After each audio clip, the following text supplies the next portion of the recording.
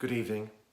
My father has made reference to the fact that a prior video in this series was rather lackadaisical in its approach, and therefore I got dressed up for this video. There we go. Right. Anybody who's anybody will perhaps tell you that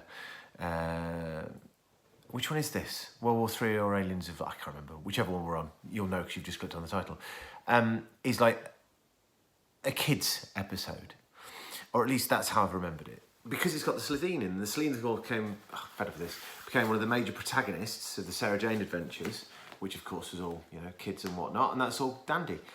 But never ever forget that Doctor Who's a family show. And it's really important that that doesn't get forgotten. Right? I'm going to criticise Doctor Who in a year or few's time, because I think at points Doctor Who goes too far down the path of dark and broody, and there's obviously space for that in Doctor Who, but it is a family show. It is baked into the DNA of this programme. The whole original cast of the show was set up to appeal to every step, whichever step of the family you're in. That is why Ian, Barbara, Susan and the Doctor were there. And it struck me upon watching this, which we did save to watch with the kids, okay, based on this foreknowledge. It did strike me when we were watching it how just how dark it is in places, and not flipping, brooding, grown-up sci-fi dark, but just sort of like makes you think dark. What are you biting there, you silly dog? There you go. How's that? Steve, Dad. Dog still interrupts me. There's some really bleak things here. The alien getting killed, the pig alien, right? It was really sad. And when the Doctor, because he was scared, I genuinely feel that. I genuinely felt that. Poor little pig alien thing. He didn't ask to be turned into a pig and put into a stuff. Undeniably, the Slitheens in their skin suits are eerie and silly. But I do think they strike a really good balance between being childish. I'm not a fan of fart jokes. I don't really feel they have a place. But by the by, each their own. But I think there was an edge to them, there was a grit to them, but that's balanced out. And that's the thing about this programme. It's got a bit of this, a bit of that. And for a video in which I'm talking about family, the whole, neighbourhood community. I mean, Rose and Jackie and Mickey. But focusing an episode on what happens when the companion comes back, that's brand new. Of course, last time we did that was Survival, which not that long ago in terms of this conversation, but in terms of the history of Doctor Who, that was yonks ago. And even then, we didn't get the real meeting that you want in that story, which was, of course, Ace seeing her mom again, which, that surely in a different universe, that has been something we've been building up to, and that would have been Syl's era.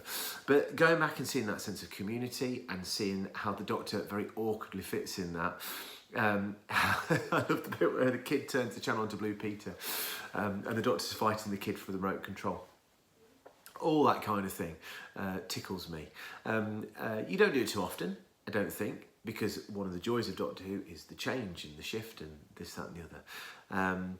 But there was, in comparison to, say, The Unquiet Dead, set in a funeral home, cadavers coming back to life, this is a much darker episode, I think, truly. I really, really think the idea of Rose being away for a year, Jackie not understanding that, Mickey being flipping collared for the murder that never happened, that's bleak stuff. So to label this the children's episode of season 1, I think it's a mistake. There's some grit here.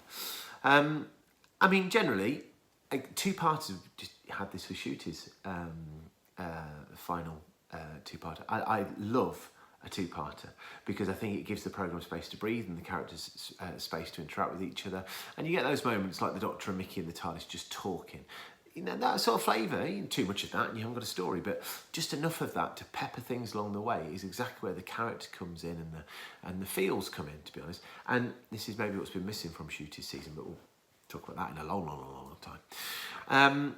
What else is there to say about this? Well, basically, here's what to say about this. I had genuinely forgotten how absolutely phenomenal Chris Eccleston is. Just this sense of him not kowtowing to the community, to family, that's going to be a journey this Doctor's going on. His joy at going to Downing Street, how amusing that is. Aiming the gun, the soldiers aiming the gun at him, and him doing the Tom Baker trick of reacting in the way you don't expect him to react. Absolutely beautiful. He is. How have I forgotten what a phenomenal Doctor he is? It's time for me to get over the sort of the bad blood that he's had in relation to the makers of the programme more so than anybody else. But my gosh, what a class act. Just a kayfabe, a bit of within the fiction of the story. TARDIS is buggered. It doesn't fly properly anymore. He always gets stories going, but it takes a bit of forcing. That's interesting. Just after this massive time war and whatever's happened, I wonder if we'll ever see that. We will see that. We are going to see that. It's very, very exciting. Anyway, for the first part of the first two-parter of New Who, a really fine episode that really just settles us back, breaks new ground quietly for Doctor Who. Billy Piper as well. It's fair to say, what a cracking performance of her. And Jackie, my God. Really, genuinely, looking back. I saw a tweet the other day. I'm wrapping up, I'll be finished in a second. I saw a tweet the other day that said that Doctor Who could be a curio. It could be like, do you remember when Doctor Who came out for one season and then was completely forgotten about? It's entirely possible that there is, a timeline in which that happened and we got to the end of the season, never got recommissioned. But it was bloody good, wasn't it? I mean, you can see why it succeeded with episodes like this and just the characterisation and the acting and the humour and just everything that Doctor Who does so bloody fantastically well. Just class. Anyway, there you go. There you go, Dad. I had a tie on, albeit briefly, probably for the first time in about 6-7 years, but there you go. Bye.